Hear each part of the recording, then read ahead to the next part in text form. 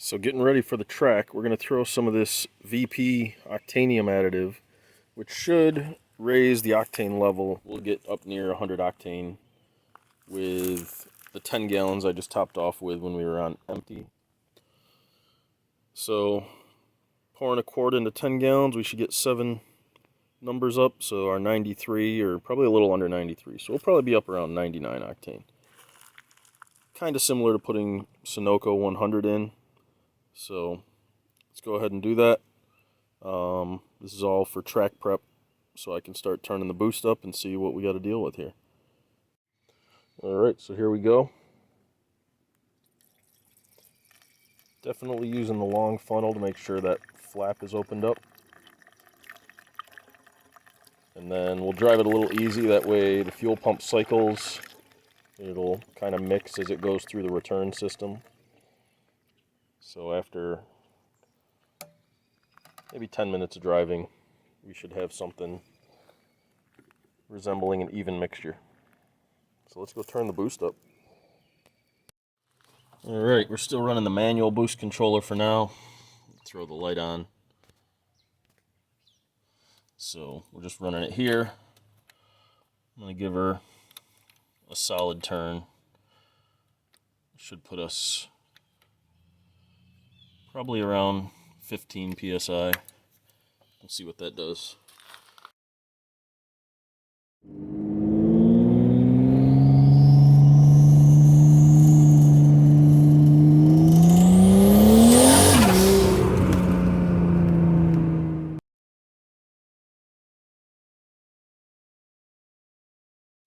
Some more race prep. We got a Rock Auto order. One of a couple things I've got going on. We got a Denso spare oxygen sensor for the front. I do like running leaded race gas for now, just to get the octane up. And Denzos do last very well to leaded gas in small quantities. I usually run maybe 5 gallons at a time just to race, but you got your usual Rock Auto magnet. I'll stack that on the many I have. I also got the Dayco Power Bond harmonic balancer, so I'll open that up in a second. They even have a 3800 car on the front, which is cool. Monte Carlo. So Rock Auto actually has these for about $170, I think I paid, and it's the least expensive way to get yourself an SFI harmonic balancer if you have a big cam and you want to rev it up. So this is the same one they sell. If you're making an order on ZZP, go ahead and add that to your order when you're getting a cam. They have the same part, SFI spec. Let me put it vertical for you. So I actually ordered the bolt from ZZP to install this, along with some octane booster that they sell. They're actually the cheapest source for boostane, so ZZP order should be coming in soon with that, and we'll add it to this video. And like I said, I ordered some parts from ZZP. They came in. I got the shorter dog bones finally. I didn't feel like going through the hassle of cutting my own. These were cheap enough for them. It was like 25 bucks on their site. Someday I might go to their nice billet ones. But for now, just getting these in there so that it can account for lowering with the coilover springs and getting the axles to the right angle, since the engine and the wheels are now at a different alignment. They come with those poly bushings. And then I got some boostane. I am currently running some of the VP octane booster that you can get for 22 bucks, I think, at like Advance Auto, AutoZone. And it's actually working pretty well, so I have even higher hopes for this. I think it's supposed to raise it up over 100 octane when I only use it with 5 or 10 gallons of gas. And then I got a crank bolt for the SFI Power Bond harmonic balancer there, with its little certificate that comes with them. And the O-rings and oxygen sensor already there. So I'm going to get this stuff installed and head to the track tomorrow. So today's mission, we're going to get that harmonic balancer down there changed out for the race one.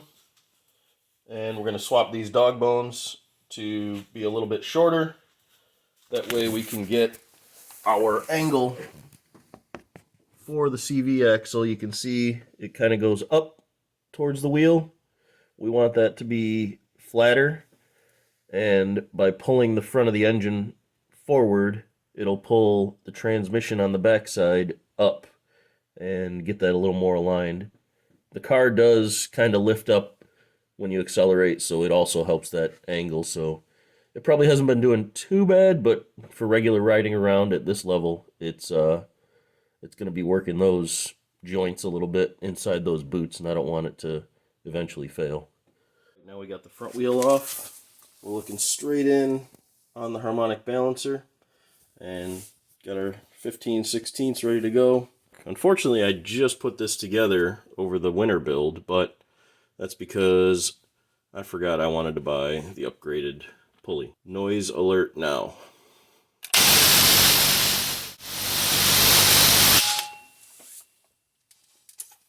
No such luck. Got to do it the hard way. That figures. Alright. Well, I've already got the belt off, so I'm going to switch this socket to the breaker bar, get that off, and get to work. So we're under here. As you can see, I'm using the unofficial vice grips to hold the flex plate.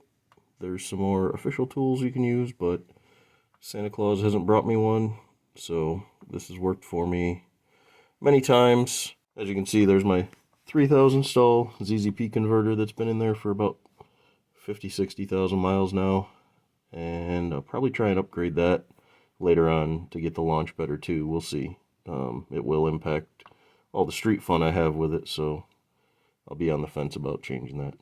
But let's undo that crank bolt and get the new part on there. For this Lyle 45300, which is specifically made for these type of engines, they come with a little extension nub that goes on the end of this pusher. So right here it'll push in, and then the 3 bolts that will pull the actual pulley off.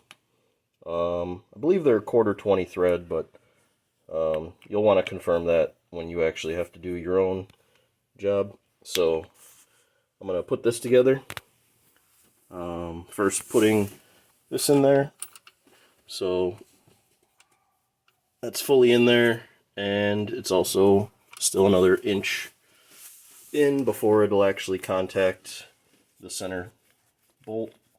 And then I will start putting these on. I'm going to mount this up, pull the crank pulley off, check everything over, make sure the crankshaft surface is clean, throw a little bit of anti-seize on there just so I can have a decent time every time I have to go on and off with one of these.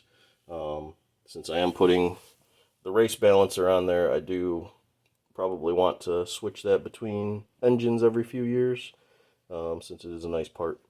One note I'll mention for doing this without dropping the cradle like you would during a cam install is you need to orient the crank pulley so that that top bolt, you can see the hole that it's got to get into there.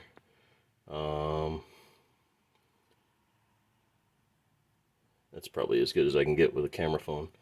But basically, I'll have to rotate this so that that hole is now accessible. But I've got the first 2 bolts all the way installed, so once I get the last one in, it'll be ready to go. So just got to disconnect my vice grips there, and I'll be ready to do that. And then I'll pop this off. Okay, now that I got all 3 on there, I can turn that center bolt until the crank comes loose. And because I have it in this position, I'm going to have to wriggle that puller off of there once the pulley pops loose off of its press fit. So I've got about an inch of room to play with. That should be more than enough, because once it's off, I can pull that claw off of there, or chicken foot as Terrell Smith likes to call it. And then I'm ready to finish up here and install the new pulley. Our SFI balancer is on and torqued. I'm going to put the belt on. But one other prep thing I wanted to show you guys. I finally got the slicks down, aired them up just to see how bad they leak on the way to the track this afternoon. These have been sitting around a while, so editor's note, I may end up having to run on my street tires. Luckily I've got some pretty good Nittos, 255 wide. These are 10-inch wide slicks, so about the same width, 26-inch tall. They are the old 3053Cs. I've had them on the shelf for a long time now. They don't make these anymore. They're supposed to be a softer compound for front-wheel drive cars, but got the wheel spacers, the long reach studs down in there, and we'll see if they do good today, or if they're not going to do the trick, and we'll have to either get new tubes or just all-out order fresh slicks to go back to the track with later, and we'll run on the street tires. Tonight's a street night anyway. Tomorrow's a test and tune.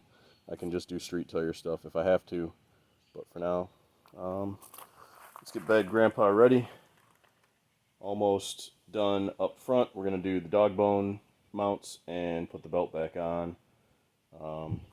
Got a jug of 93 here that I'm going to add boostane to. So I've just got, I think I got 6 gallons in that VP Racing jug I got off Summit a while back.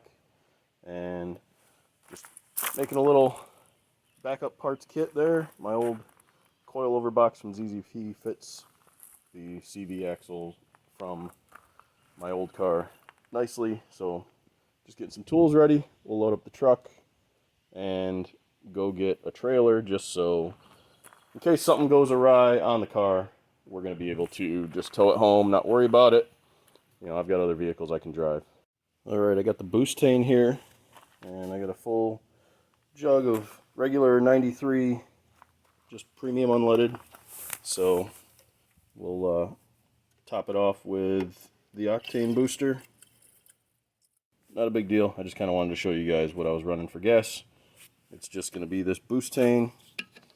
It's got a little chart on the side. It says when you mix 93 at 4.9 gallons, it gives you 104. We've got a little more than that, so probably end up at like 103 octane-ish. It's probably at like 99 or 100 or so in the car right now with the VP I put in. So, change of plans, as it happens in racing all the time. We are driving the car with the gear in the back. And I cut back on how much stuff I was bringing, probably for the best. So, take the hour drive or so, hour and a half to the track, and see how it goes. Got to top off with gas, because originally I was going to just run it with high octane stuff. Shut up and sit down.